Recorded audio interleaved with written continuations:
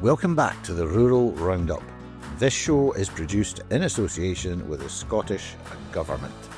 Hi there, Tiffany. We're approaching the middle of summer. How are things down in the borders? Things down in the borders are looking good. It is great having some sunshine when it does come, but we seem to have a week of glorious sunshine and then probably a week of being cold and wet and a bit dreary again. But it's Scottish summer. What do we expect? I'm quite glad that we're not getting such high temperatures like they have down south, because I feel like I'd be melting. How about up with you, George? Yeah, the weather is, in terms of rainfall, and I would say we're probably pretty average. And we're also seeing some sun. We're also seeing some warmth as well. Everything's growing. Winter roasted rape is, it's a bit away from being swathed or desiccated, but it's getting there. It's starting to change a colour. Winter barleys, glyphosates will be going on there pretty soon. Spring barleys, they just seem to keep growing, which is maybe not such a good thing. Some of them were looking spectacularly lush. A few weeks ago, there was growth regulator going on, and I know I'm now certainly wishing that I'd maybe put on more growth regulator, to be quite honest with you. Some of the crops are really, they just seem to keep growing. So, but we're getting sunshine as well. So hopefully, if everything kind of stays standing, we should see a good harvest. Yeah, there's definitely been plenty of spray lines gone out around here as well. But it is noticeable as well. There are some farmers saying that they've got a lack of grass. So when the rain comes, it seems to be very patchy rain. And if you just keep missing the rain, some people are beginning to cry out for it and just worrying about how much grass they're going to have. I think it just depends exactly where your farm is and if you've had it or if you've not. Well, it's quite strange you're saying that, because up here, it's amazing on Facebook, the amount of people who are taking their cuts of silage and they're wondering what they're going to do with all these bales. They've never seen such a crop of silage. Really? They say everything evens itself out over the course of a year, but it's a complete contrast from last year when the first cut was, there wasn't much there, to be quite honest with you, and folk were relying on their second cut, but this year the first cut has been absolutely phenomenal. A lot of cases they couldn't get at it because of the weather a while in June, but that delayed cutting a wee bit, it bulked up that bit more, bit of warmth, bit of sunshine, bit of moisture. Of course, it really just kept growing and filling out. So folk have got bumper silage yields, which is good. It's good going into the winter, and it means they can cut back a bit on the second cut. They maybe don't need so much fertilizer. They can, eke out the grazing a bit more and things like that. So it's always good to have extra. Oh, definitely always good to have extra. You never know what is just around the corner. None of us have a crystal ball, and the weather's just a law unto itself, isn't it? It is. But, if all we need is a long winter or a wet autumn, and suddenly those bales are needed just to keep cattle going and things like that in the field. So it's a good start. Or it could just end up going very dry like it has done before, and people having to feed in the fields way earlier than they usually intend to. But we'll just have to wait and see what comes. But hopefully harvest goes well when it starts in the next couple of weeks. And something else I've seen notice, and every July, it's one of those annual jobs, and they say it's kind of like a student's job, but I think there's more and more people doing it now, and especially if they've gone through the training and it's good money in this time of the year. But the tatty parks, we're seeing people going up and down with the bags on their backs and rogan tatties. I know I did it years ago. And yeah, it's a tough job. It's long days, and you need to have a good eye for disease tatties and rogue tatties. But it was a typical, it's a student's job, great way to earn money. Although the rogan squads now seem to be a broader range of ages. But they do a very important job keeping the Scottish seed sector maintaining its reputation that it's got worldwide. It's definitely an important job, and it's definitely a great way to get young people on farms and to stay on farms as well, giving them jobs in the summer. I know there's plenty of older people doing it as well, so it's not just young person's game now, but it's a good way for them to see different parts of the sector as well, not just being on their own farm doing what always happens. Yeah, good way to earn some money, and good way to top up your suntan. Not so good if it's pouring rain. I've done that, and it's a pretty miserable job in the pouring rain, but it has to be done. But if you're in a good squad, it's good crack as well, and it can be a good way to spend your summer. So there is a few deadlines coming up. I think it'd be best just to remind people of them. So the Agri Environment Climate Scheme deadline, for most of it has already passed. But if you've got an organic only application, there is still time to put that in. So that'll be for organic conversion or organic maintenance. And the deadline for that is 31st of July. FFIS is still with us, or certainly the 2025 application window. We've still got a wee while there to upload evidence. I think most people will be towards the end of July. So that'll just be within this broadcast. I suppose just a final reminder, what all you need to do to upload that important evidence. Photographs need to be geotagged, and you need to make sure they maintain that geotag. One thing I've been made aware of is that if you take a photograph and you send it by WhatsApp, it loses its geotag. I don't know why, but apparently it does.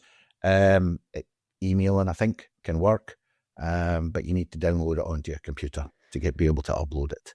I think the easiest way is get a cable, plug it into your computer or laptop. I think that would be far easier. It definitely still has the geotag on it when you do it that way. There's also a bit of text needed, and it'll be text for each of the different items that you've put in as well. So it's not just a quick 30-second job. You need to think about what you want to write in the boxes as well. So I definitely advise do it sooner rather than later. These boxes, there is between 50 and 250 words to be written for each box, and typically there can be 5 of them to fill out. So as you say, Tiffany, it is not a 5-minute job. It will take you a minute, especially if you have got a number of items. You're going to have to go through that process for each one. Plus, of course, you're going to have to upload an invoice and proof of payment. The other thing people should be aware of, the deadline for the census has been extended. So the June census was meant to have closed at the end of June, but they have now extended that deadline until the 31st of August for anybody who didn't fill it in. So if you've not filled it in, go and get it done. Otherwise, it'll get forgotten about. Just get it filled in, but you've got plenty of time to do it by the end of August now. In the census, it's not too onerous a job. Clearly depends a wee bit on your system, but it's not too onerous a job, especially if you've got a copy of last year's with you. That's going to help you a lot. But a lot of the land data is taken out of your IACs. Cattle numbers, you don't have to supply them. So it should be pretty straightforward. It shouldn't be too big a job. And you have that extra wee deadline now to get it done. Worth mentioning as well, Tiffany, that our EFA rules changed last year, for start of 2026. Green cover, increasingly common option. We've got much more flexibility with that now, a bigger range in terms of species, but also changes to the management. You have the same species as was there before, but we've got increased number of clovers, plus some fodder crops in there now as well. I know that'll be attractive to quite a lot of growers. It looks like up here that harvest is going to be quite sharp, so there is going to be opportunity to get these fodder crops in good time and probably get a crop off them. One thing I would say, because we're asked this question every year when people take this option, what fields have I chosen? So please make sure you refer to your maps, which fields you have said you're going to put your green cover in, and also refer to your list at the species. It's pretty broad this year, so just make sure whatever you are sowing in that ground, in the ground, it is eligible. I think it's also worth remembering that it has to be in the ground through until the 31st of December. And it can also be grazed, but it can be grazed before the end of the year, but just make sure it's not grazed so heavily that there's nothing left by the end of the year. People with ecological focus areas, they should now all be in the ground. There has been a lot of changes this year, so it's definitely worth going back, checking what you said you were doing, weren't doing, which fields you're doing things in, and making sure you're aware of the rules. Yeah, also important to mention that an option that is quite popular, certainly up here, the green cover option. It's got increased flexibility in 2026. There's a broader range of species that can be sown now. So it's the same species as before, but there is several additional clovers that can be sown. Buckwheat can be sown. But also this time there is more forage crops. So kale, forage rape, stubble turnips. You can even put in beans. But certainly the forage crops, I know that is getting quite a few folks' interest. Up here, I don't know what it's like with you, but certainly it looks like harvest is going to be, it's certainly not going to be a late one. It's, if anything, it's going to be earlier than normal. So there is going to be an opportunity there to get in perhaps a fodder crop. We didn't have to nominate which crops you were sowing at Ajax time. You just had to nominate that you were putting in green cover. Remember your fields. We get asked this question every year, which fields have I chosen? So please remember to put it in the correct fields. But depending obviously when your harvest is and what you're wanting to use it for, you have a fair bit of flexibility there, what you actually put in the ground. And remember, you can put in a forage crop and provide, you can graze it now before it 31st December, as long as you don't destroy it, take it too far. And if you don't have livestock on your farm yourself, perhaps it is an opportunity to pull in livestock from a neighbour or somebody else, or even a new entrant. Give them the opportunity to get a start, graze some sheep on it for a while.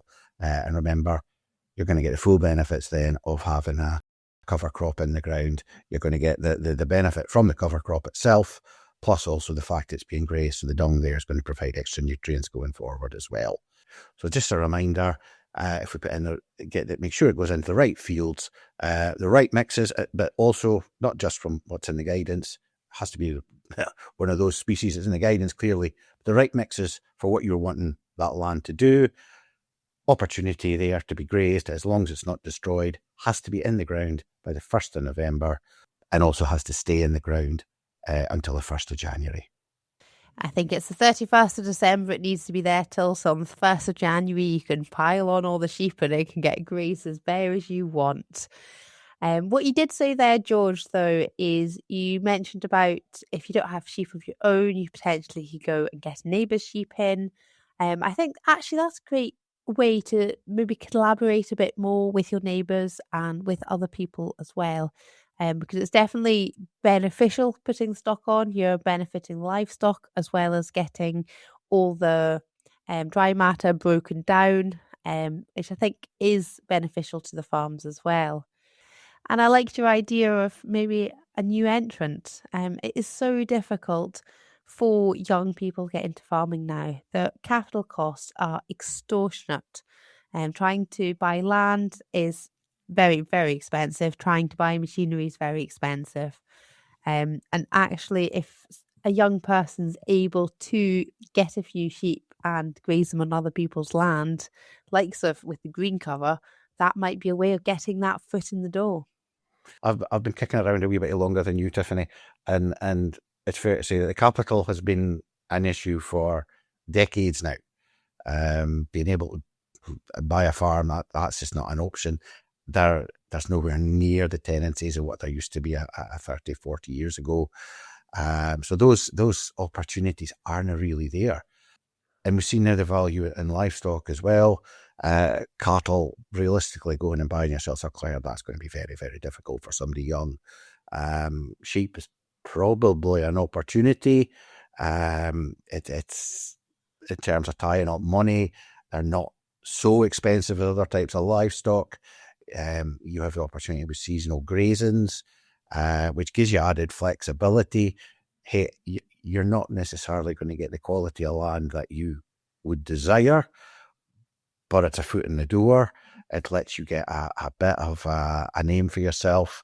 It lets you see what you can do. You gain experience. And if you can get tie-ins with arable farmers, the new EFA rules do allow or do provide opportunities to introduce livestock to farms, whether it's through the green cover option, grazing off a fodder crop, or even grazing off one of the other options on that list. A lot of arable farmers, they're looking to the future with the herbal lay option and the increased percentages it might allow. It's to be managed. If you're an arable farmer, you may be unwilling to go back into keeping livestock. You could cut it, I suppose, but it makes sense perhaps to graze it. You need somebody to come in with sheep or cattle to graze that for you. You need somebody to manage it for you, essentially. So there's an opportunity. It's mutually beneficial. It gives the arable or the landowner, it ticks their box because they're getting the land managed in an appropriate way. But it also, on the other side of that, it's potentially offering a new entrant or a younger farmer an opportunity to establish their business. Yeah, there's a younger farmer who I know, and he goes and grazes the vegetable fields with sheep. So he buys in, he gets store lambs that he buys in to fatten and finish. And he goes around and he fences a lot of the arable fields which don't have fences with electric fences, so that he can then graze the vegetable fields, because there's a lot left behind which the sheep can then eat and helps fatten them. And I thought, actually, that's somebody's thought outside the box as a way to have some more livestock and try and fatten. And actually, I think it's not just thinking about what a normal farm looks like and wanting that, but showing that you've got the hard work to go and put out the electric fences, give it a go. And I think those are the kind of things that people would then be looking for if in the future trying to get the foot in the door at a tenancy or being a farm manager, showing that you've gone and been willing to try these things before. I think that's an important point you've made there, that I know when you speak to people that certainly the way the EFA has changed this last year and maybe going to be changing in the future, they are looking at grass fields, or they've now got grass fields that they can't use for anything else. And then they'll say, oh, but I've not got any fencing. So it's had to be cut. But there are young folk out there, they are prepared to get the kit, a quad bike, and the equipment to quickly stick up an electric fence, graze it, take it down, move on to the next field. They're prepared to do that. They know what they're doing because they've done it. On a number of occasions. They know exactly how to do it quickly, move on to the next field. There are people out there who are capable of doing that, and it's really just a case of getting both parties to come together, and that can be the stumbling block. It is definitely the stumbling block. It can be so difficult to figure out where that opportunity is. I think making a name for yourself and having a good reputation in your area, people start taking note.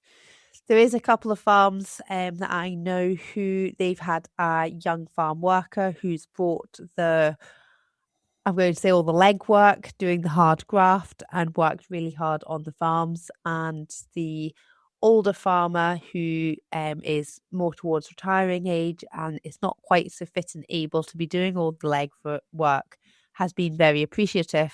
And like from the sheep side, they've then gone into a partnership with the sheep to give that younger farmer a foot in the door, and the older farmer can step back a bit and not have to worry about running around after the sheep, which I think is a great way of doing it.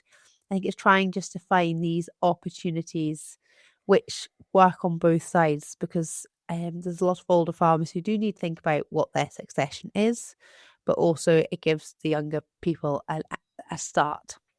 The reality is that there's a lot of people out there, and we do occasionally speak about succession, and in our heads as consultants and such, like, there's ways of, this is what you should do, but a lot of farmers, they do not want to leave their farm. They want to stay in the farmhouse. They don't want to go into the village. They don't want to go into the town. They are quite happy staying where they are in that house. It's their life, basically. They want to go out in the morning and see the steading and see the fields and things like that. But it's getting that, having somebody to come in and keep the farm going, the land going. If it's a livestock farm, getting somebody with livestock and that you're happy with. There's this issue of trust. It's finding the right people, getting them to come together, so both parties are happy, and that's very difficult. It seems to be harder than maybe it should be. Well, there is the Scottish Land Matching Service, which is there to try and help bring people together. I think it's worth getting in touch with them. I'm not going to say that that's going to be where you find your person or find your opportunity, but it is always worth approaching them because they might even have some advice for you. But I think as well, it's speaking to your neighbours, farmers that you know, and just trying just to word of mouth try and find where these opportunities are. And I think as a young person, it's being willing to give whatever the opportunity is a go, even if it's not what you wanted in your head as the ideal opportunity. It might just be a 364-day tenancy you're able to get, but it's a way to get a start.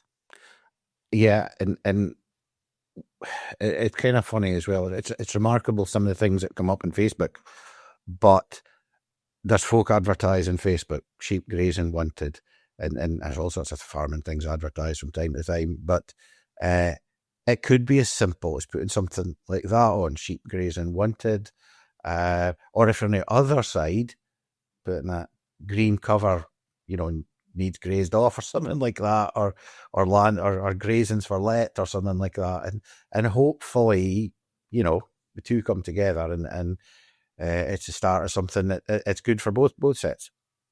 George, you really surprised me at how many times you go on to Facebook. But actually, it could be an opportunity on Facebook, and I think it is just thinking outside the box on these things. Yeah, I think that's the thing. We're in a modern world now, and people have their phones, their iPads, what have you. If they've been out working all day, chances are they're going to go on that and they're going to see something. There's livestock advertised and all sorts go on to Facebook. Spear feed advertised, things like that. And occasionally you see grazings. Things like there's opportunities there. And sometimes you just have to, both sides have just to maybe go out the box a wee bit, out of their comfort zone.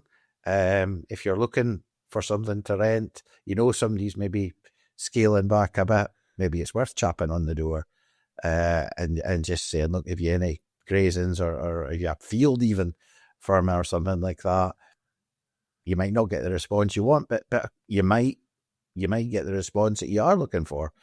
And they could see something in you, and it's an opportunity.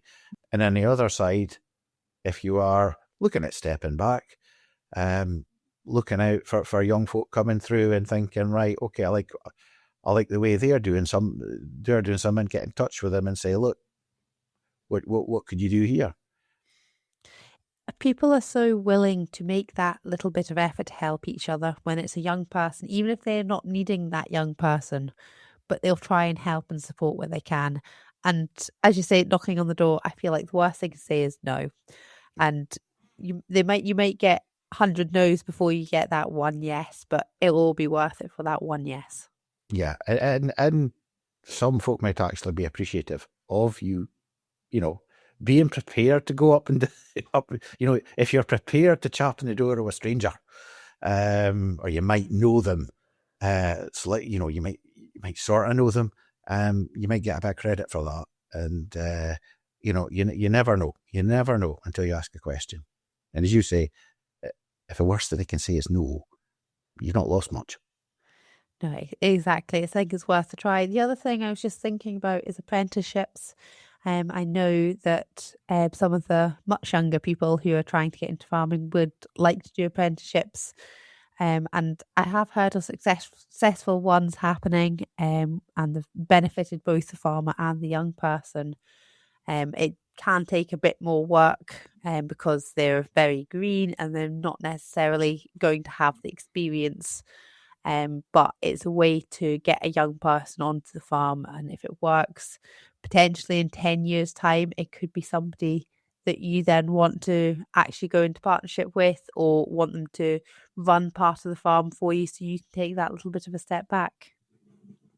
If an apprenticeship is something that you would consider either going and being an apprentice or consider taking on, there was actually an episode on agriculture, which is another farm advisory service podcast, where Lawrence Martin, who was a new entrant into farming, he went in an apprenticeship and he ended up becoming a farm manager.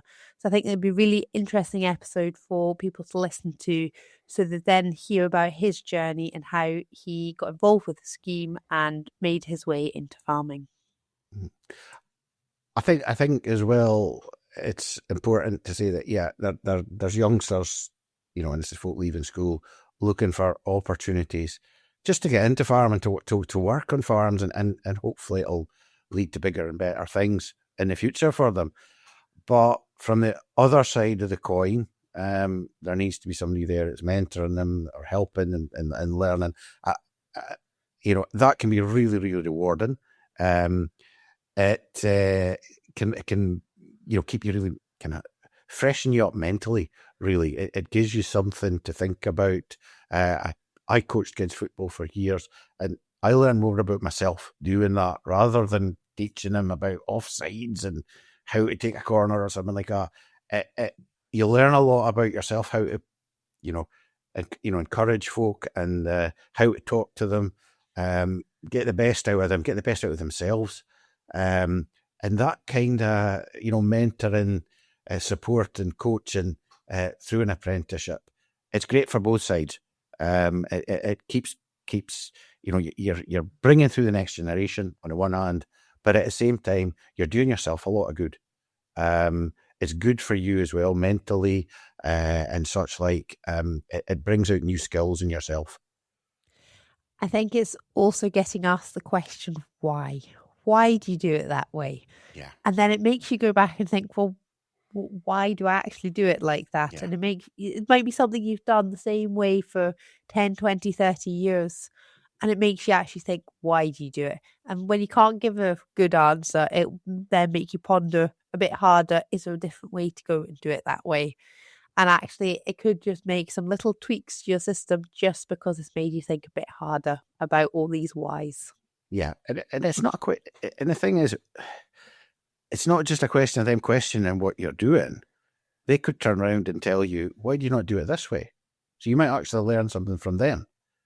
It's also important to say that there is support for mentoring. Now, this is applicable to people who have set up a business within the last 5 years. You need to be registered through the IAC system and hold a BRN.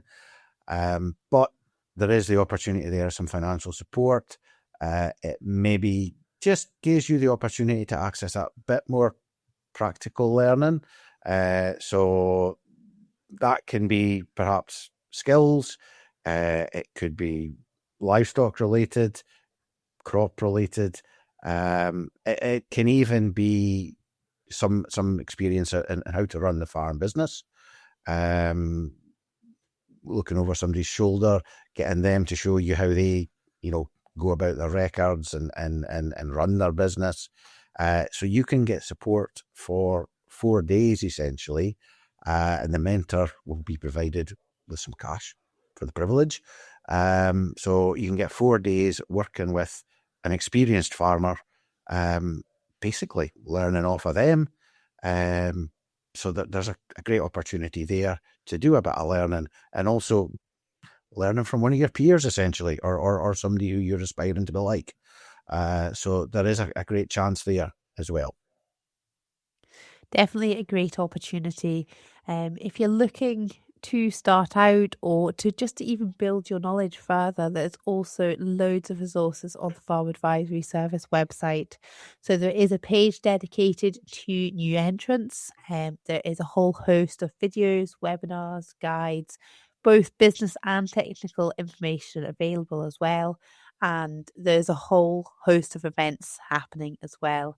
So it's a good way to start upskilling yourself and learning more about whichever area you're wanting. It could be as simple as how to start out in record keeping, or it could be something a lot more technical that you're wanting to look at. So there's plenty of opportunities there to start expanding your own knowledge.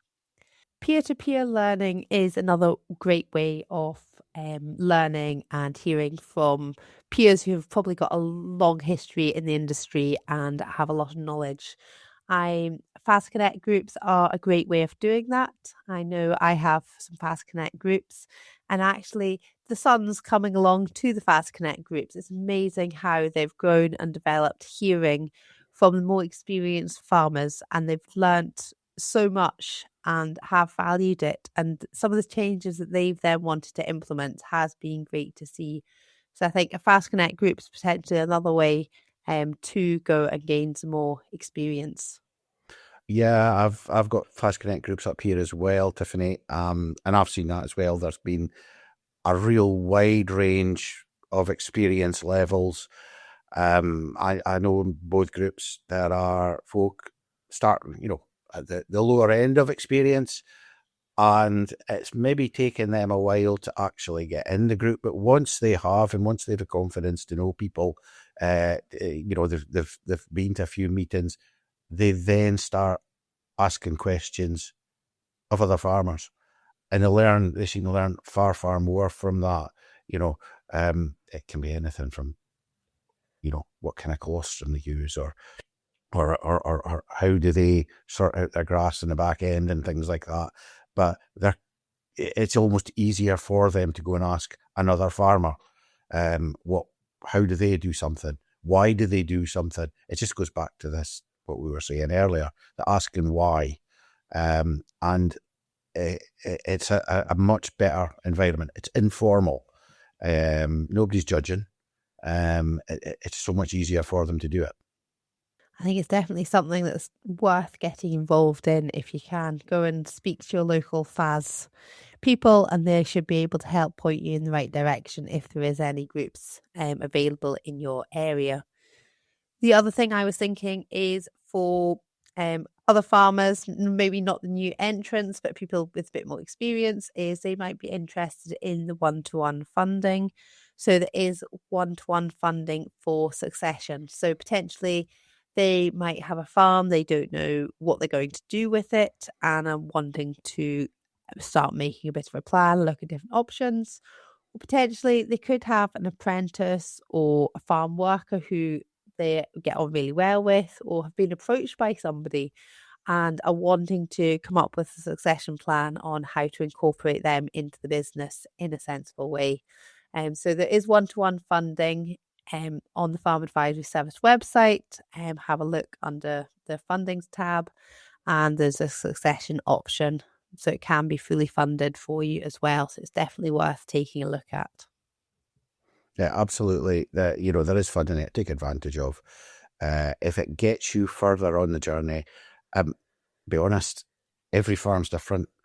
It might not get you to the definitive answer, but even if it gets you thinking about where you want to go, gets a family speaking about things, gets you thinking, a time scale onto things, gets you having that conversation with accountants, family members, etc. If it's a starting point, then it's achieved something. Thanks for listening to this episode of the Rural Roundup, and we'll see you back here next month for our next episode. This episode was hosted by George Chalmers and Tiffany Stephenson, was produced by Kerry Hammond, and edited by Cameron Walsh. The Farm Advisory Service Podcast. Audio advice on livestock, crops and soils, environment, rural business, and more. Brought to you in association with the Scottish Government.